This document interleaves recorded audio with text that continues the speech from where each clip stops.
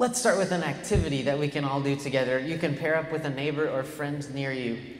Your assignment is, you are allowed to make 5 clapping sounds, and you have 4 beats of musical time in which to do it. What is your mind telling you right now? Are you thinking of quarters and eighths, or triplets, or 16th notes, or quarter note triplets, or quintuplets, or whatever it is? Share your improvisation, those 5 clapping sounds and 4 beats with your neighbor. Here we go. 1, 2, ready, go.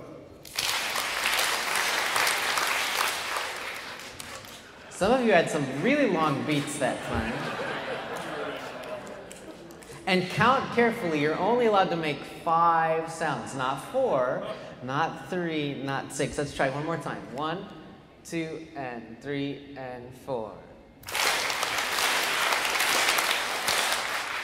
So we think of all the millions of possibilities there are if we begin with that little bit of information. We could start the whole measure with 16th notes and be done for a long time.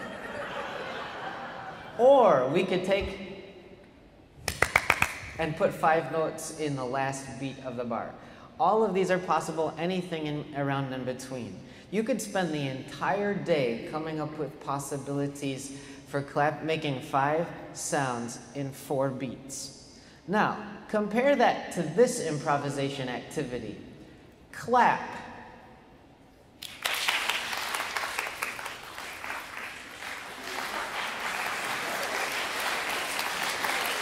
Some of your improvisations are going on way too long. And we have difficulty identifying the structure, and the next time I asked you to clap again, it may well not sound any better than it did the last time. It may well not involve any more intention or specificity than it did. So if you take a look here, as we're looking to uncover the possibilities to grow in our improvisations, we want to be as creative and engaging and clever as we can, but we have to offer ourselves some kind of container in which to paint. We have to give ourselves some restrictions or guidelines so that we can test our creativity. How often when we think of going to improvise, when we practice, is we just get up there and start playing. We hold out a note in the pedals, we put on the celestes, right, and we go slowly from note to note. And there's nothing wrong with that, but as we're talking about learning to grow in improvisation, it's this notion that you just experienced, giving yourself some guidelines, some container in which to operate. Here's another thing. Who's your favorite composer? Tell your neighbor. You should try to improvise like that person.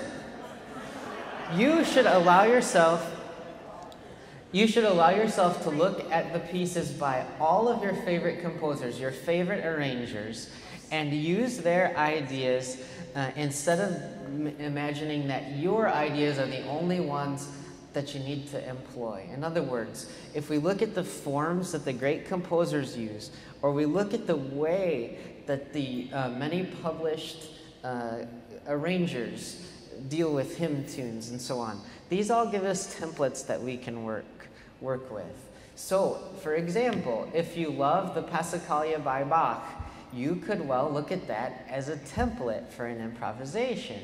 If you love the Variations on America by Ives, you can look at that as a really kooky template for improvisation. If you love any piece, you can use it as a food to inspire your own thinking.